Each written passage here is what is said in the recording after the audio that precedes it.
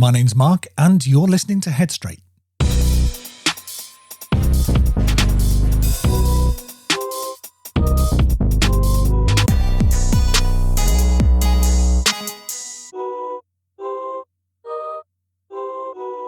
Hello you lot and welcome back.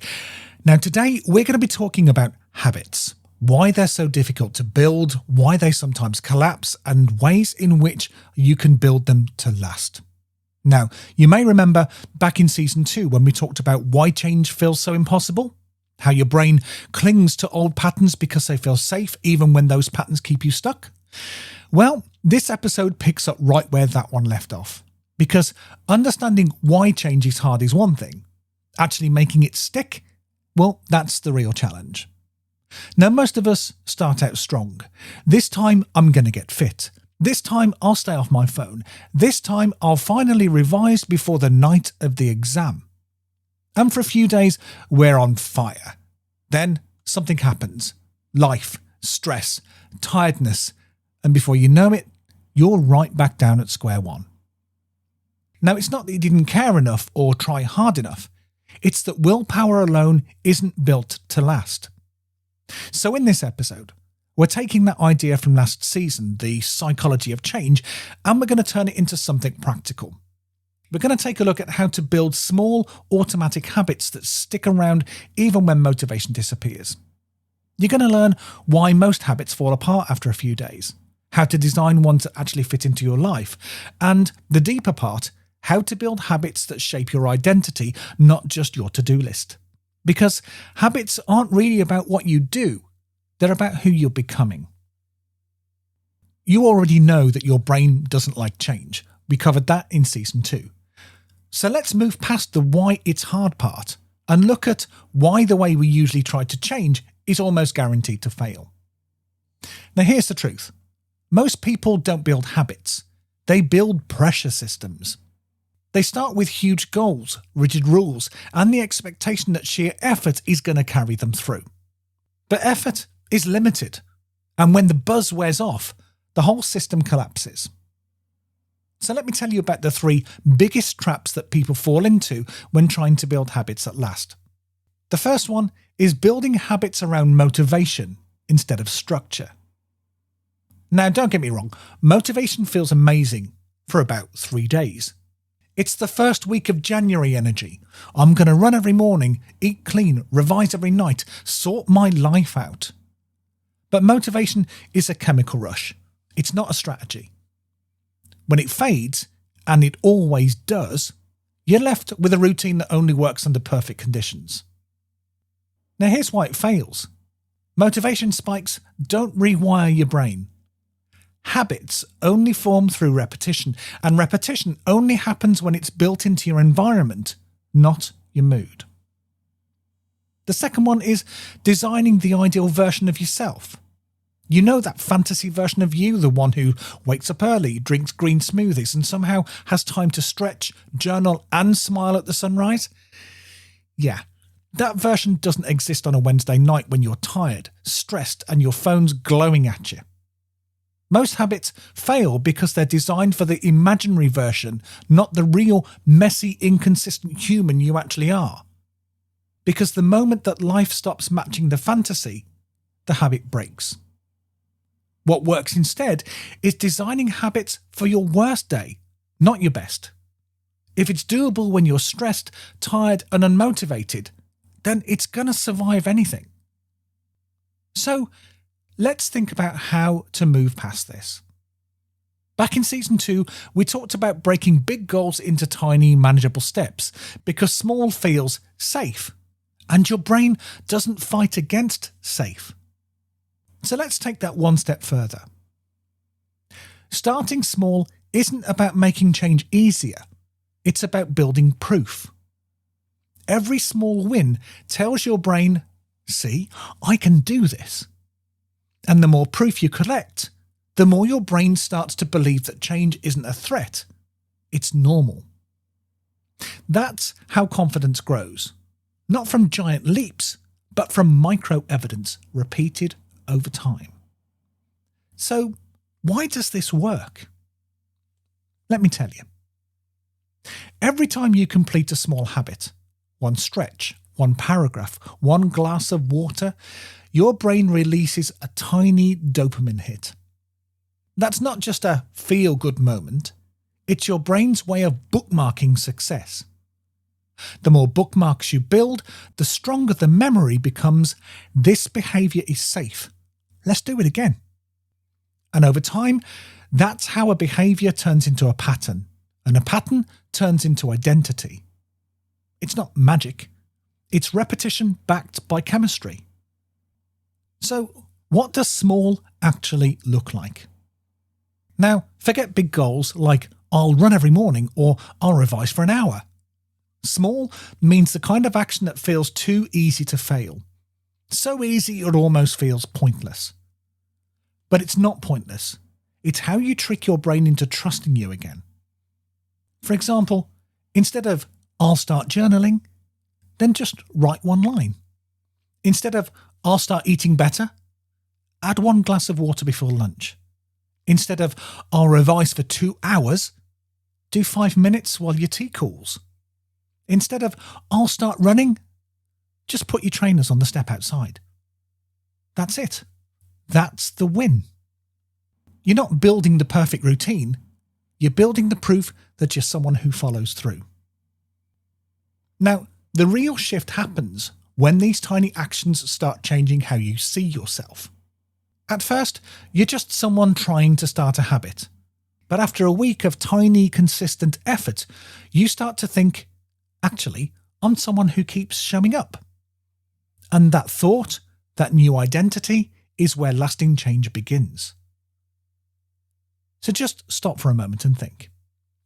If you stripped away every should and just focused on one tiny action that proves that you're serious about change, what would that action be? And more importantly, what story about yourself would it start to rewrite? In Season 2, we talked about habit stacking, attaching a new behaviour to something you already do. You brush your teeth, you stretch, you make coffee, you write a line in your journal. Now that still works, but this time we're going to go further. Anchoring a habit isn't about remembering, it's about rewiring what your environment says about you. Because every environment that you move through, your room, your phone, your desk, is full of silent cues. Each one tells your brain what kind of a person you are in that space. Messy desk? I'm chaotic. Gym shoes in the corner? I'm someone who trains. Notebook on your pillow? I'm someone who reflects. The cues around you consistently reinforce identity even when you're not paying attention. So instead of fighting for motivation, just change the cues. Make your environment whisper the story that you're trying to believe. So let's have a think about how to build cues that work for you. The trick isn't to rely on memory, it's to make the next step automatic. So for example, keep your journal open on your desk, not shut away in a drawer. Put your water bottle beside your phone so that you drink before you scroll. Leave your running shoes by the door, not in the wardrobe. And if you want to read more, stack the book on top of your charger. No charge until you've read a page. Each small cue starts to tell your brain, this is who we are now. And when you see it often enough, the behaviour becomes as normal as brushing your teeth. Now, the reason why this works is because your brain builds habits through association loops. Cue, action, reward. When your environment is full of cues that reflect the person you're trying to become, it's like walking through reminders of your potential. You stop needing willpower to remember, because the world around you is already designed to help you to follow through. That's when habits stop being tasks and they become part of your scenery. So just take a moment, look around your space, your room, your desk, even your phone screen. What kind of a story does it tell you about you right now? And what's one small cue that you could add that reflects who you're trying to become?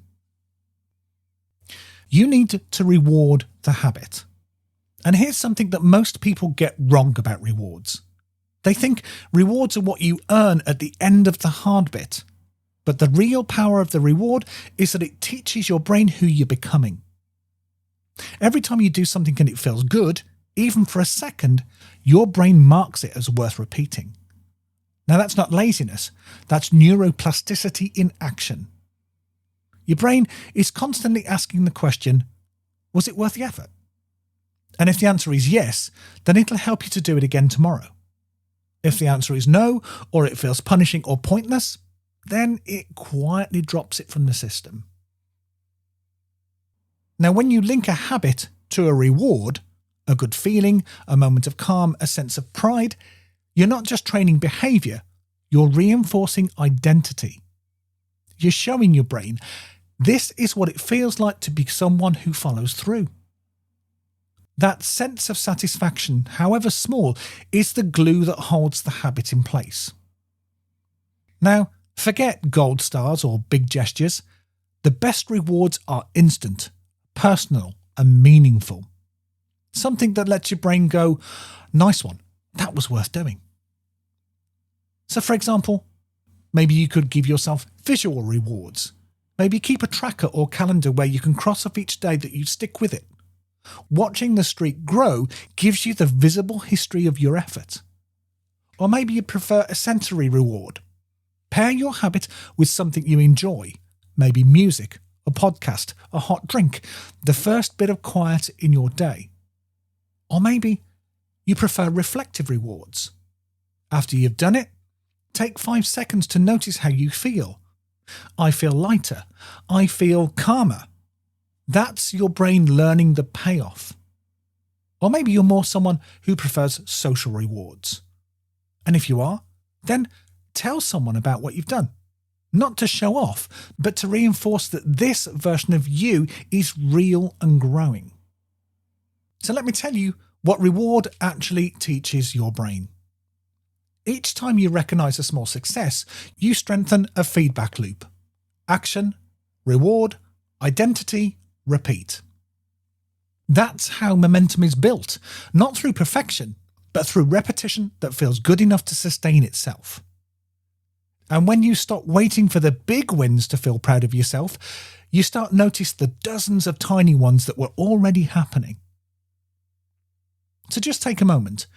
What reward could you build into your next small action? Something that reminds your brain, I'm doing this because this is who I am now. And what would happen if you stopped waiting for permission to feel proud of yourself? Now, here's where it all comes together. Because if you've been following since season 2, you already know that lasting change isn't about trying harder, it's about working with your brain, not against it. Now it's time to take that one step deeper. Habits that last aren't built on rules or motivation, they're built on identity, on the kind of person you're training yourself to believe you are. Every time you repeat a small action, you're casting a vote for your identity. You drink a glass of water, a vote for being someone who looks after their body. You revise for 5 minutes, a vote for being someone who shows up prepared. You take a deep breath before reacting, that's a vote for being someone who can stay calm under pressure. The vote doesn't need to be perfect. It just needs to be consistent enough that evidence starts to stack up. Eventually, your brain looks at the pile of votes and goes, okay, maybe this is just who we are now. Another thing that you need to understand is identity beats discipline. You can only force yourself for so long. Discipline burns out, but identity endures.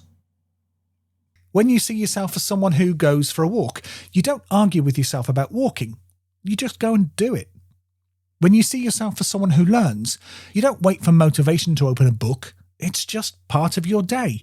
And when you start believing I'm someone who looks after my mental health, then self-care stops being an effort. It becomes normal. That right there is the real win.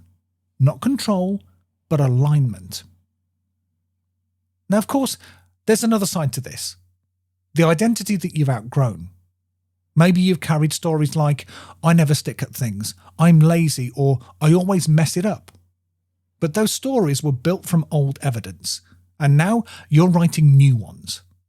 Every small repeated action replaces a piece of that old script with something stronger. You're not fixing yourself. You're reintroducing yourself. And when your habits come from identity, the pressure drops. You stop chasing perfect streaks and start collecting evidence instead. You stop seeing slip-ups as failures and start seeing them as proof that you're still showing up, still casting votes for who you want to become. That's what lasting change really looks like. Not perfection, not grind, just identity in motion. So, who are you becoming through the habits that you repeat? The small ones that no one sees. And if those actions are votes for your identity, are they casting the story that you want to live by? So let's just bring it all together. Back in season 2, we unpacked why change felt so impossible, how your brain resists the unfamiliar and pulls you back towards what it knows. This time, we've flipped it. You've learned how to work with your brain, not against it. You now know most habits fail because they're built on motivation, not design. The ones that start small fit real life and feel rewarding. And the secret? They aren't about self-control. They're about identity. Every small repetition is proof. Every cue that you set, every time you follow through, every moment you notice a reward, that's another vote for the kind of person that you're becoming. So, this week, I want you to not chase perfect streaks or massive goals. Instead, pick one small habit that matters to you. Something simple, human, and real. Anchor it to something that's already part of your day. And pay attention not just to what you do, but who you're being whilst you're doing it. Because every time you show up, even in the smallest way, you're reminding yourself, this is who I am now. And that's how lasting change happens, one quiet vote at a time. So, what's coming up in the next episode? You've spent this episode learning how to build small habits to prove who you're becoming, not who you used to be. But even when we're making progress, there's a thought that still creeps in for a lot of us. I'm still not doing enough. Everyone else is miles ahead. Why am I always behind? And in next week's episode, we'll talk about why your brain constantly compares your life to everyone else's. Why falling behind is often just a story that you've been taught to believe, and how to find your own pace without feeling like you're constantly playing catch-up. Because progress isn't a race, it's a rhythm, and you might already be more on track than you realise. So, are you up for it? Of course you are.